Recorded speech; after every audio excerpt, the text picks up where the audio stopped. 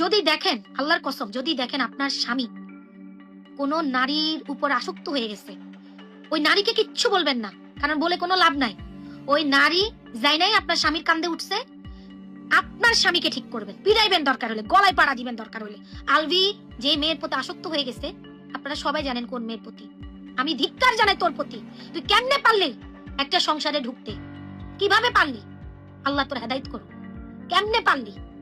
দেখেন আমরা কি পরিমাণ খারাপ হইতে পারি আমরা নারীরা, আমরা জেনে শুনে আরেকটা সংসারে ঢুকে যাই।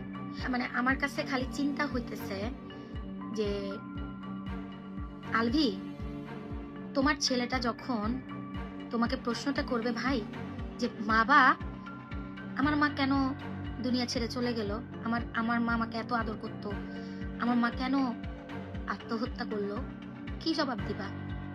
জবাব নাই। আজকে এটা নিয়ে 1 সপ্তাহ 15 দিন 20 দিন পরে আমরা সবাই ভুলে যাব যে এই ঘটনাটা। কিন্তু যে ছেলেটা এত ছোট, ওরা তো ছোট ছোট ব্লগ করতো না, ব্লগগুলো আমি দেখতাম।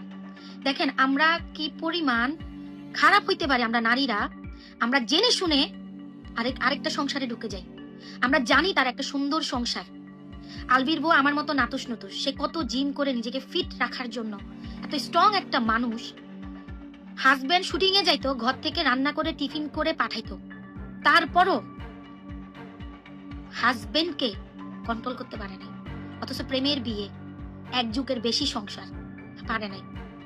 আমি মনে করি যেসব নারী, বিশ্বাস করেন আপনারা হাহা দিবেন, আমি মনে করি যেসব নারী সংসার পাগল, যেসব নারী সংসার পাগল, জামাইয়ের ফোন চেক করবেন, জামাইকে সব সময় যত্ন করবেন, এবং যদি দেখেন, আল্লাহর কসম, যদি দেখেন আপনার স্বামী কোনো নারীর উপর আসক্ত হয়ে গেছে, ওই নারীকে কিচ্ছু বলবেন না, কারণ বলে কোনো লাভ নাই।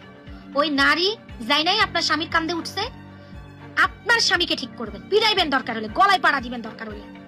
কিন্তু ওই নারীকে করে তো লাভ নাই। ওই নারী তো যাই না হুই নাই আমনের জামাইয়ের কান্দে উঠছে।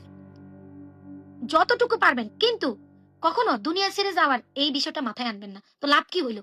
আপনি দুনিয়া ছেড়ে চলে যাবেন, আপনার স্বামী তো ঠিকই ডুগডুগি বাজাবে। আমাকে অনেকে বলে যে ভাইয়া এত সুন্দর, আপনার মতো মেয়ে ভাইয়া কেন বিয়ে করছে? আমার খারাপ লাগে, কিন্তু দিন শেষে আমি জানি আমি কি, আমি কেমন, আমি আমার স্বামীর জন্য কতটা পারফেক্ট। আমার আশপাশে যারা আমার শুভাকাঙ্ক্ষী আছে, যারা আমার ওয়েল উইশার, যারা আমাকে চিনে, আমার ঘর পর্যন্ত আসছে, তারা জানে রাখি কতটা সাংসারিক মেয়ে।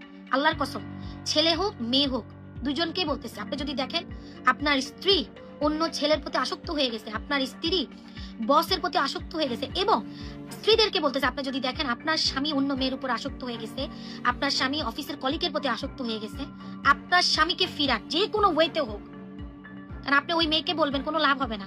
আলভি যে মেয়ের প্রতি আসক্ত হয়ে গেছে, আপনারা সবাই জানেন কোন মেয়ের প্রতি। আমি ধিক্কার জানাই তোর প্রতি। তুই কেমনে পারলি একটা সংসারে ঢুকতে? কিভাবে পারলি? আল্লাহ তোর হেদায়েত করুক। কেমনে পারলি?